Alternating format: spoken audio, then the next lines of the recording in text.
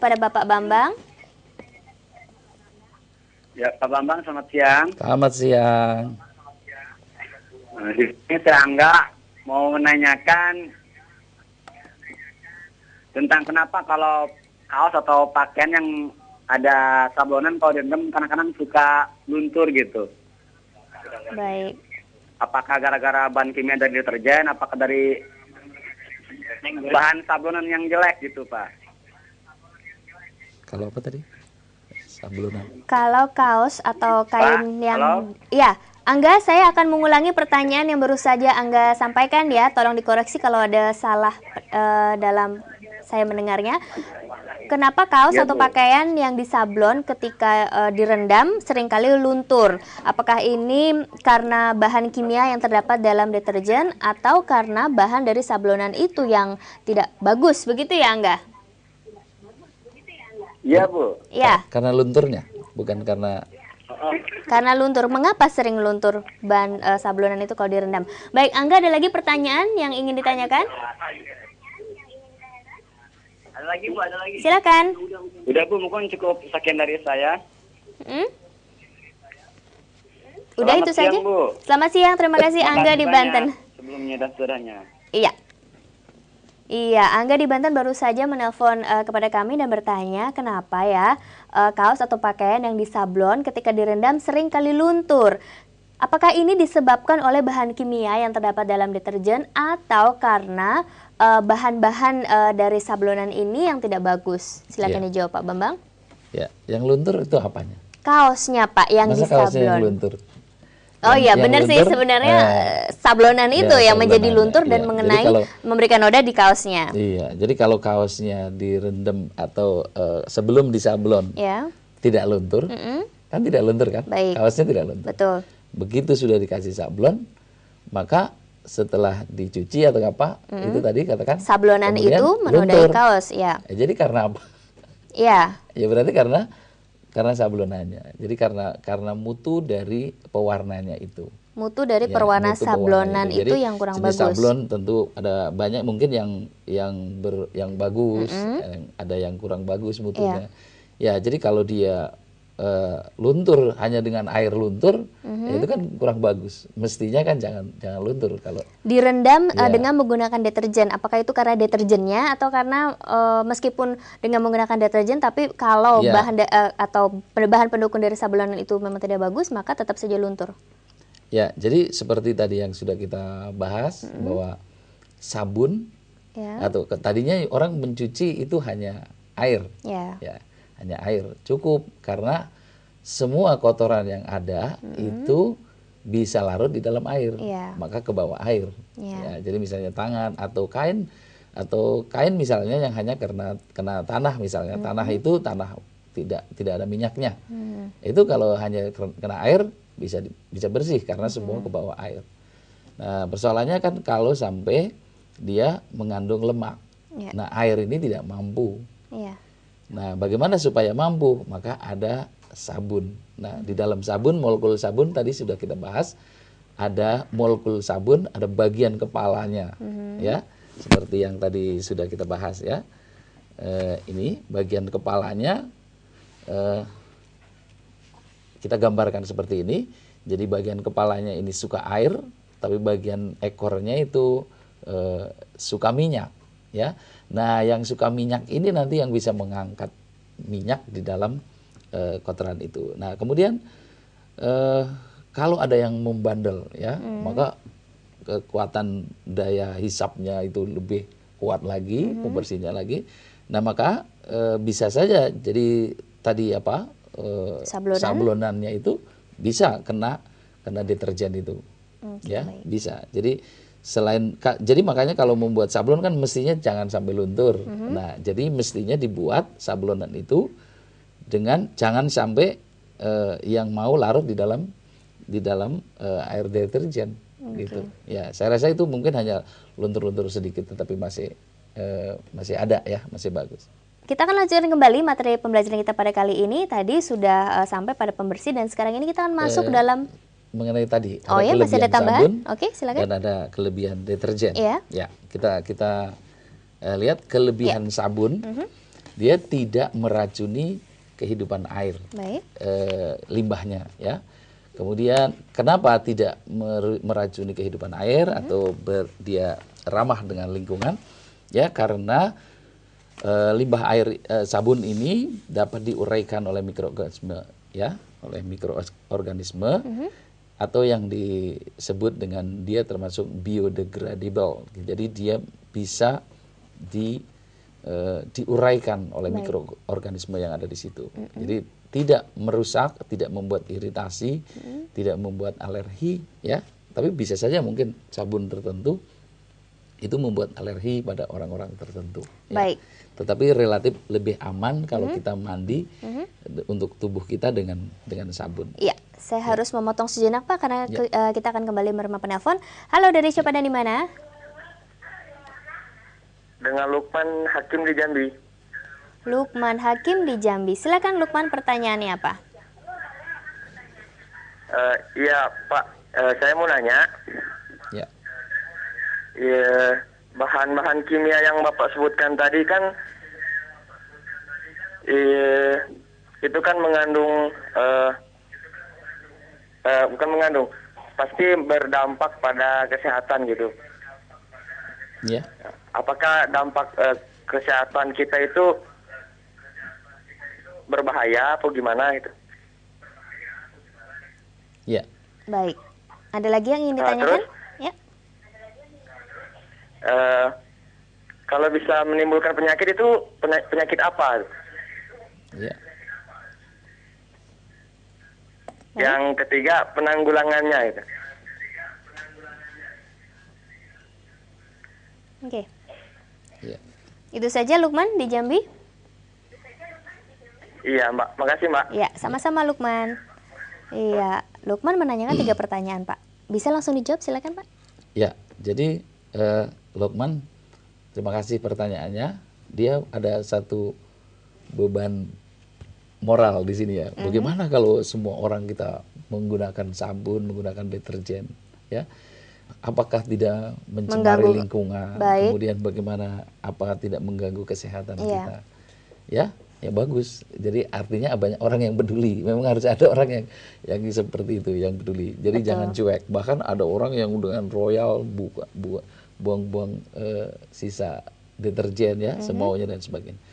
Nah, untuk ke situ coba kita lanjutkan yang tadi supaya nanti kita bisa mengetahui apa sih akibatnya, mengapa ini aman, mengapa tidak aman. Baik. Ya, kita lanjutkan tadi kelebihan sabun ya, bahwa sabun tidak meracuni kehidupan air. Kenapa tidak meracuni kehidupan air? Karena limbah sabun ini masih bisa diuraikan oleh mikroorganisme. Ya. Nah, kekurangan sabun itu bisa diendapkan oleh air sadah, ya, sehingga menyebabkan tidak berbuih, ya, sehingga bisa menimbulkan flek-flek pada kain dan sebagainya. Kalau kita mencuci pakaian pakai sabun itu tidak bagus. Nah, itu kekurangan sabun. Air sadah itu adalah air yang banyak mengandung logam, ya, ada magnesium, kalsium gitu. Nah, ini bisa menimbulkan flek pada plak-plak pada kain. Pada kain. Ya, bisa menimbulkan plak-plak pada gitu, kain. kuning-kuning gitu kan. Baik. Itu karena air sadah.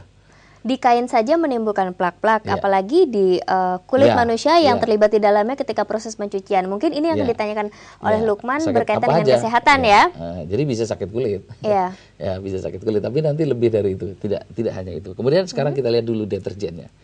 Kemudian kekurangan sabunnya juga sulit larut di dalam air, tidak dapat larut dalam larutan yang asam. Kalau asam dia nggak bisa, maka kita menggunakan deterjen, ya.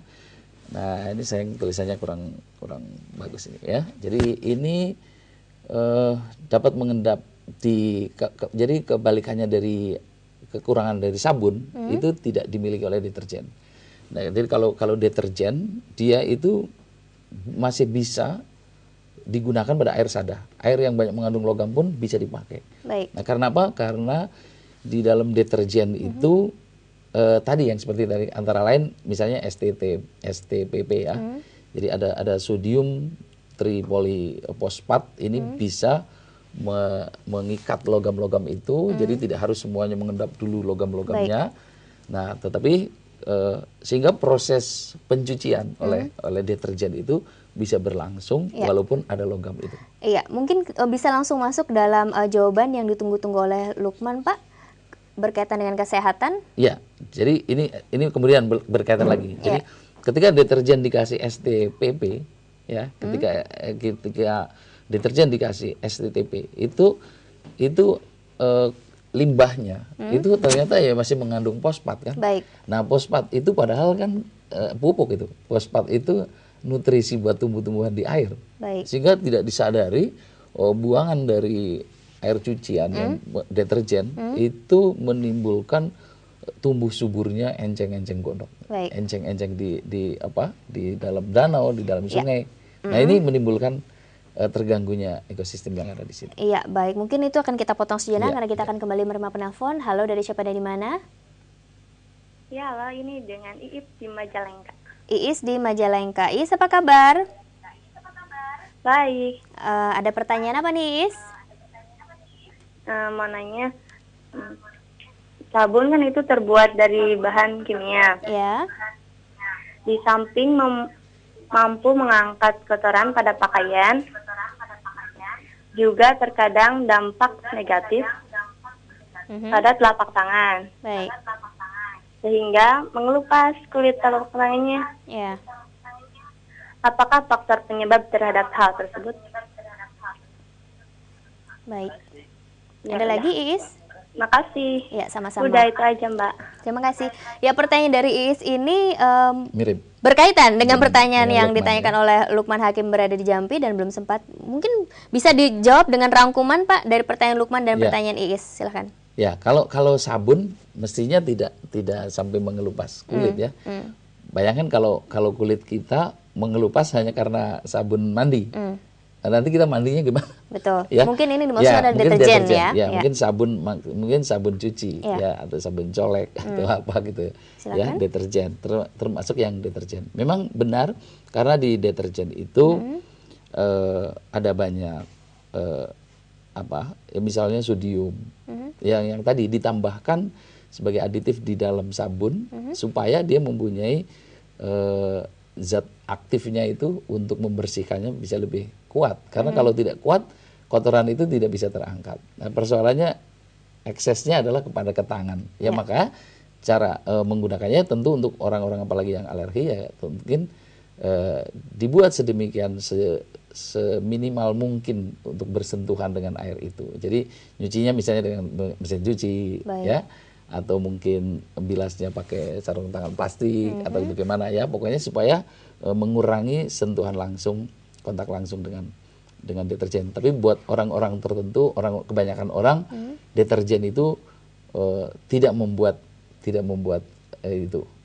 iritasi di tangan ya. Tentu kalau terlalu lama ya tentu bisa. Jadi itu memang sengaja dicampurkan di situ misalnya seperti STPP tadi. Jadi tapi akibatnya fosfat limbah dari deterjen itu bisa membuat subur dari danau, sungai ya. Sehingga begitu tebalnya, begitu suburnya sinar matahari tidak tembus ke air, ke bawah. Jadi akhirnya ekosistem di dalam air kan terganggu ya. Asimilasi dalam situ bisa terganggu. Kemudian kalau sampai ini encengnya itu sampai busuk-busuk sampai begitu luas, untuk membusuk itu perlu oksigen dan itu akhirnya ikan-ikan bisa terganggu, binatang-binatang yang ada di dalam air. Yaitu efek samping ya dari itu. Ya. Iya, kalau berkaitan dengan manusianya yang contoh mungkin di sini Iis ya, telapak tangannya terkelupas. Hanya telapak tangan saja, Pak? Mungkin ada dampak lain bagi kesehatan manusianya? Ya, iritasi pada tangan dan sebagainya. Kemudian kalau sampai jangka panjangnya ini yang tadi ke danau, yang ke sungai. Nah, gini yang saya justru ingin sampaikan bahwa orang sudah mengetahui itu bisa mengakibatkan hal yang seperti itu. Itu sebabnya orang juga berpikir gimana caranya supaya deterjen itu bisa ramah lingkungan. Tentu kalau zaman dulu tentu memang sangat merusak ya. Kemudian karena sekarang menyadari lingkungan itu penting dan sebagainya, maka sekarang kita berlomba untuk memproduksi deterjen yang Ramah aman, lingkungan itu ya. yang aman lingkungan. Maka ada yang namanya ABS ya. ABS itu deterjen non biodegradable. Ada juga yang LAS. Nah, ini yang dibilang bercabang ya. Ini bercabang, kalau rumus kimianya ditulis seperti ini. Ini yang membuat tidak bisa diuraikan oleh mikroorganisme. Baik. Ya, tetapi kalau yang LAS ini bisa diuraikan. Ini yang lurus dibilangnya. Sehingga limbah dari deterjen ini bisa termasuk ramah lingkungan. Baik. Ya, gitu. Kita harus potong sejenak Pak, karena kita akan masuk dalam jeda. Teman-teman jangan kemana-mana, siaran pendidikan interaktif ujian akhir sekolah tentunya masih akan berlanjut di segmen ketiga setelah yang satu ini.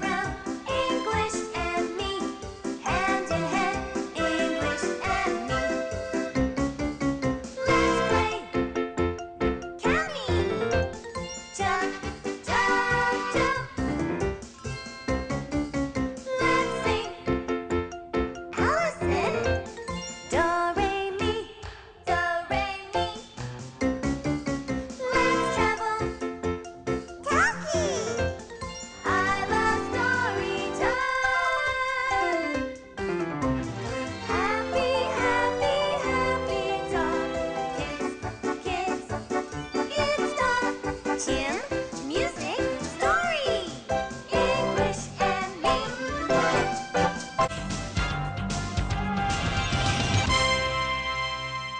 0800-140-3046 adalah line telepon bebas pulsa yang bisa teman-teman hubungi dan langsung bertanya kepada Bapak Bambang AP. Materi pembelajaran kita pada kali ini yaitu kimia untuk teman-teman yang berada di sekolah menengah pertama dengan tema yaitu bahan kimia rumah tangga. Tadi di segmen kedua sudah ada Angga, Lukman, dan Iis yang menelpon, dan mungkin sekarang giliran teman-teman yang lain yang ingin mengajukan pertanyaan kepada Bapak Bambang. Silakan di 0800-140-3046. Dan sembari menunggu penelpon, kita lanjut lagi ya pembelajaran kita pada kali ini. Silakan Pak Bambang.